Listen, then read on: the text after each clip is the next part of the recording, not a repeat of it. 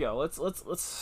Let's just get into the predictions. Let's get into my official predictions for AEW All Out 2022.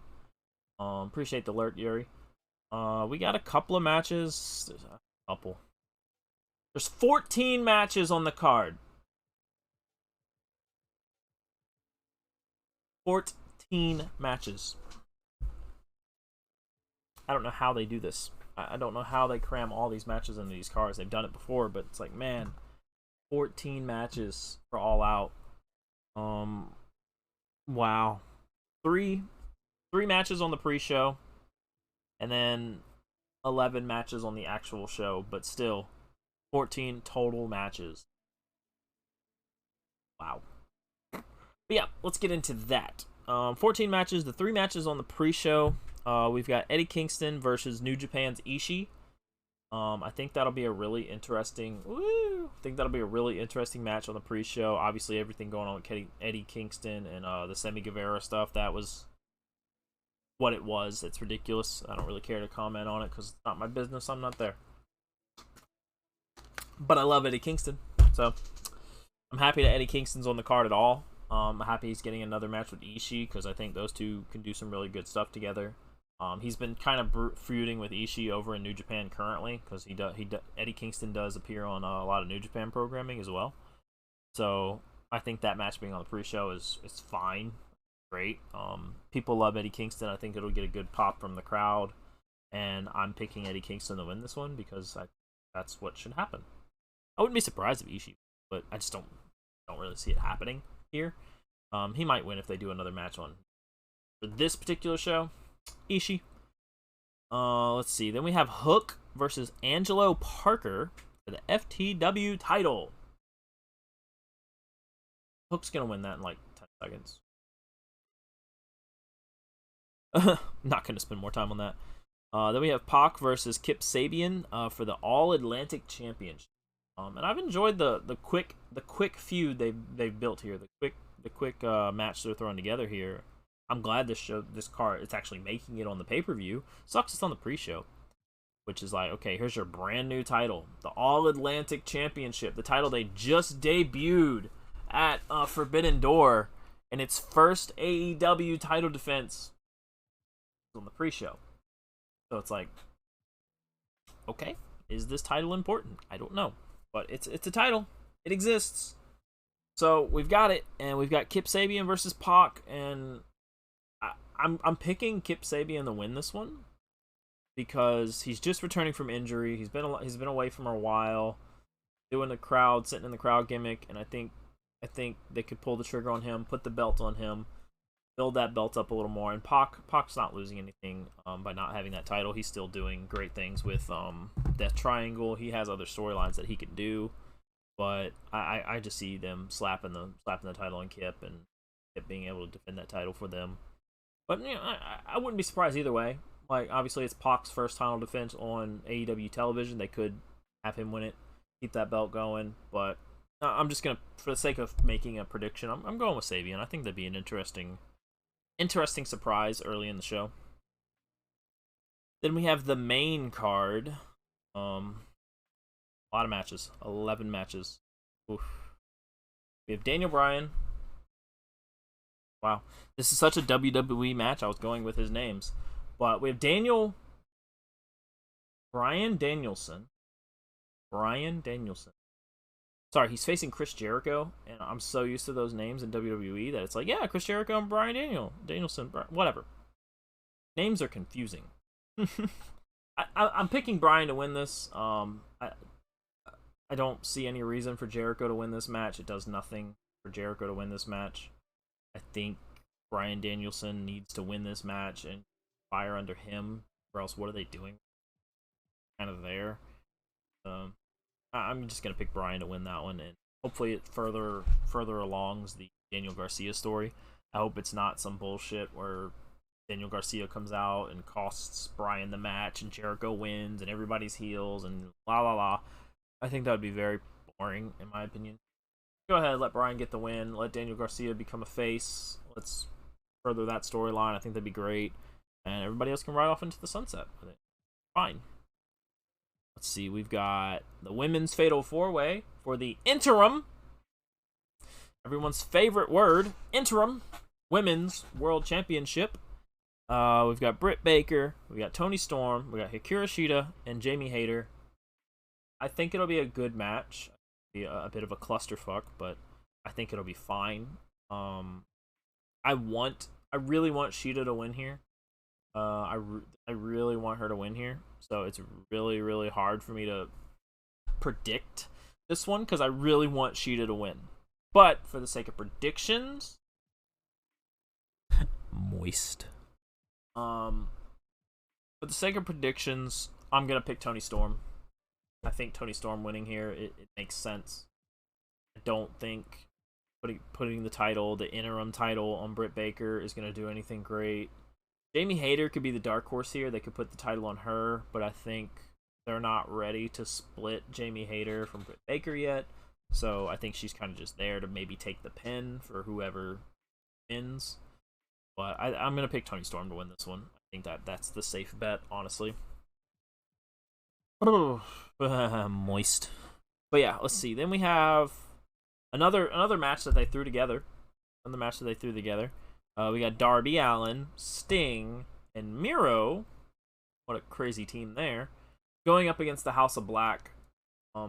Another trios match on this. There's three trios matches on the main card. I guess really highlighting the fact that we are crowning the first ever trios champions. But this match is kind of just thrown together.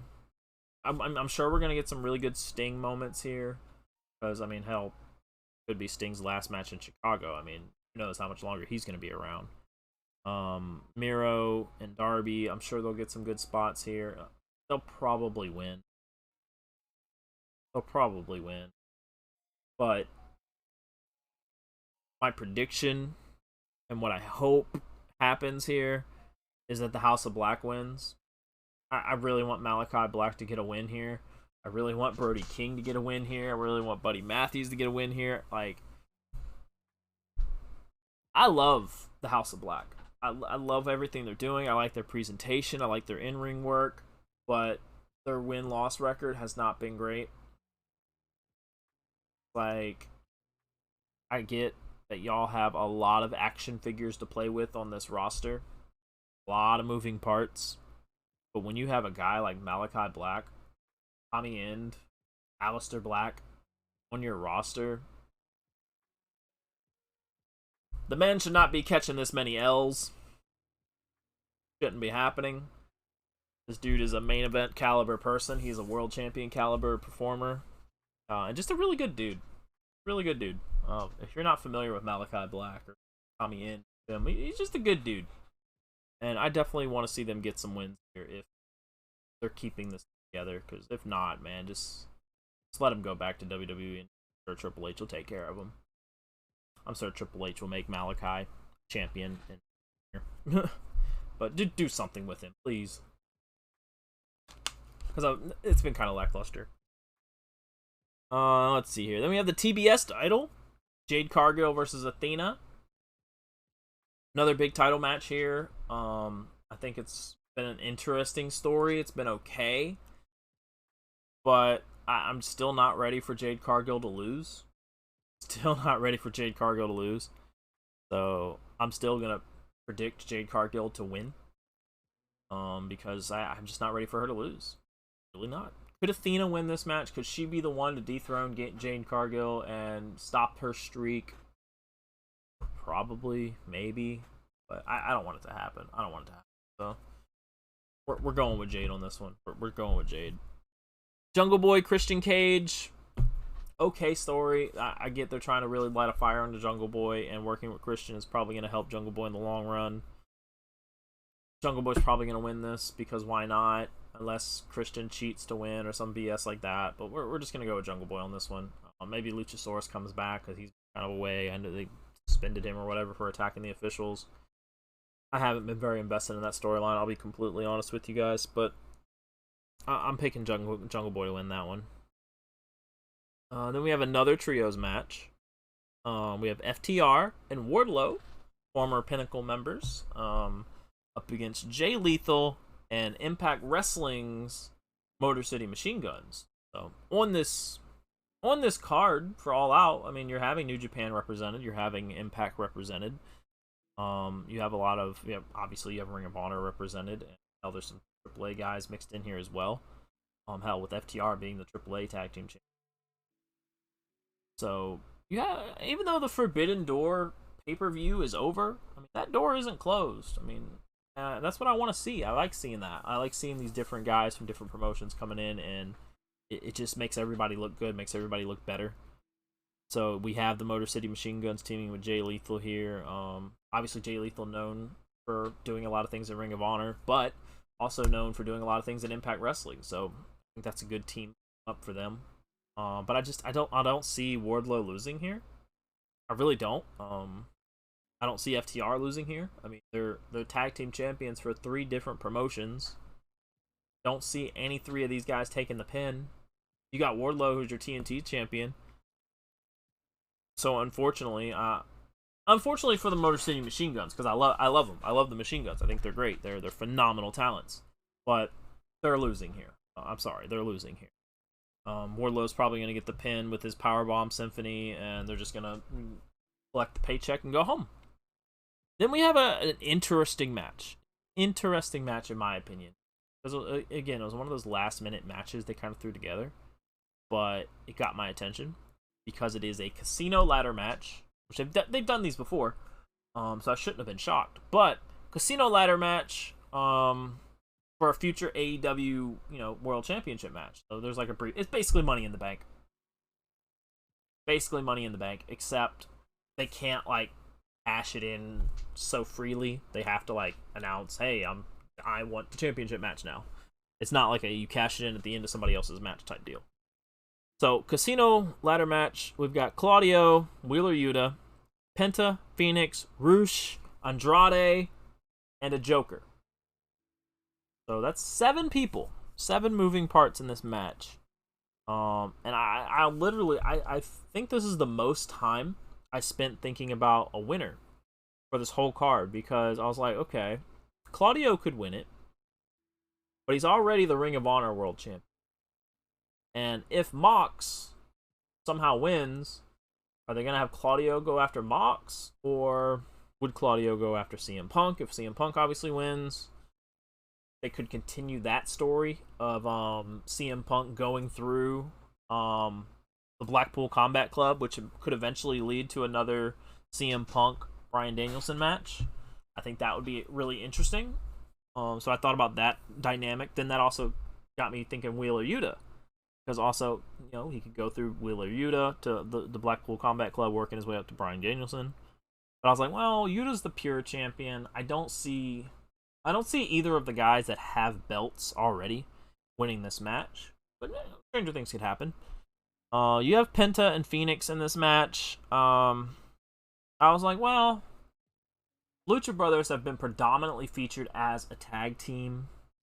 I don't think Penta's going to break off from Phoenix or vice versa, although I'd love to see Rey Fenix. And I'll say that every freaking week if I have to. I want to see Rey Fenix have a singles run. I think the man is freaking phenomenal. But it'll be a good match. Wait, no, there's 8 people. Dante Martin in that match too? Yeah, hold on. I think Dante Martin is in this match as well. So that could be 8 people. Sorry, forgive me. I might have forgot that one. But then you have Andrade and Rush and the Joker. Could Andrade win this? I could see that. I could see Andrade realistically winning.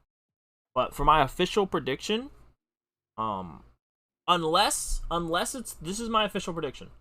Unless it's the Joker.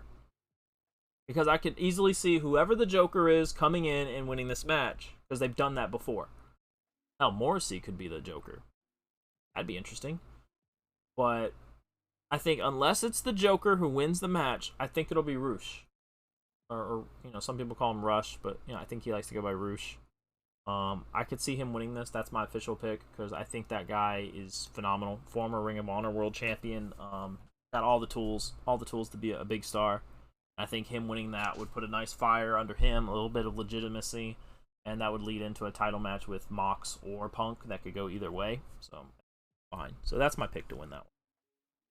We've got the tag team titles on the line with Swerve in Our Glory with Shane Strickland.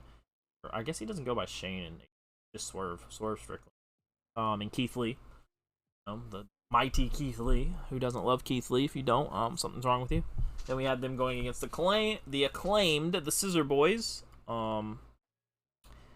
This was an easy one for me because I want to see Swerve win.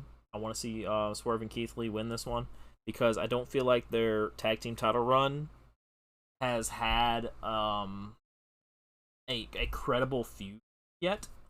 The underlining storyline here is that they want to face a ranked team to defend the titles against. They want to face somebody who's on the rankings. And every title defense they have is usually against either somebody that's not on the rankings or it's like they did with Private Party, who they were 5th. So I'm wanting this to lead to something where, they go up to FTR. They're like, okay, guys, y'all are the number one. FTR has been the number one contenders to the AEW tag team titles for like 20 weeks. So I want to see this lead to that in FTR. Maybe we have this big match where it's FTR versus Swerve in Our Glory. All the belts are on the line. Winner take all. I think that would be really, really interesting. I think that'd be really good. And then obviously, probably have FTR win that. Then they have all the belts, and I think that'd be great. But that's what I want to happen here. Could I see them putting the titles on the Acclaimed? Sure. I know their Acclaimed is really popular and they're really shooting up the ladder right now, but I just don't think it's their time yet. I think they still need a little bit more time. Plus, I still feel like there might be some storyline lingering with Billy Gunn's kids, the Ass Boys or whatever, the Gun Club. I don't know if Danhausen's going to curse them again, but I could see them maybe interfering in this match, costing the Acclaim the match, but we'll see. But my pick is still Swerve. I think Swerve and Keith Lee are going to win that. Then we got a couple more. We have 3 more matches. 3 more matches for All Out. We've got Ricky Starks, Absolute, versus Powerhouse Will Hobbs. Powerhouse Hobbs. Storyline-wise, I want to see Ricky Starks win this one. Because obviously that's the way the story is built. He got betrayed by Will Hobbs. He's got to get his revenge. Bing bong, how you doing? He gets his revenge. That's my pick. My pick is Ricky Starks to win this match. And I'm assuming whoever wins this match is going to get a big push afterwards. Because they're both going to be stars. I could see them dragging this out into multiple matches. Dragging out the storyline a little longer. You have Will Hobbs win here some dirty way. And then Ricky Starks gets his payback eventually. But for this particular match, I'm going with Starks. Then the last 2 matches here, I've got the Trios titles, the crowning of the inaugural AEW Trios champions, which you have the Elite, Kenny Omega and the Bucks versus Hangman Adam Page and the Dark Order. As much as I love Adam Page and I love the Dark Order, it's been painfully obvious since the introduction of these titles that the Young Bucks and Kenny Omega were going to win them. So that's my pick. Even though I wouldn't be mad if they went the other way. I think that'd be interesting for the sake of surprise. Adam Page wins, but I just don't see it happening here. I'm sorry. I think Kenny Omega, Young Bucks, they're going to win that titles and move on. And then we have the main event, the AEW World Championship. Jon Moxley, CM Punk. Yeah, surprise. It's Chicago for world title against a guy named John. CM Punk is probably going to win this. I hate this prediction because I don't want CM Punk to win this. I really don't. I feel like Jon Moxley has a fire under him right now, and I think he's doing really freaking well. I would love to see him have a dominant title run here. Jon Moxley has that final boss aura. He has that final boss aura, which we'll talk about that later as well in the WWE segment, but Jon Moxley feels like a badass, feels like a final boss, he feels like a champion. The CM Punk stuff, I don't hate CM Punk. I really don't, but it just doesn't feel like he's got that aura anymore. He had a great match Great match against MJF when he did the Ring of Honor theme and he had the pants, and that was great. But I just don't know. It just seems too obvious that Punk's gonna win Chicago. I hope I'm wrong. Like, this is one prediction. I hope I'm wrong. I hope John Moxley wins. But for the sake of an official prediction, it's got to be CM Punk. Got to be Punk here. So, I don't know. Let me know what y'all think. Well, let me know what y'all predictions are whenever you happen to watch this video, or if you're watching this live. That's awesome. But I'm curious to see what people think about this match, and I'm curious to come back to these predictions next week. And we'll recap. I'll recap my predictions next week for both of these shows. Excited to see what that is. So.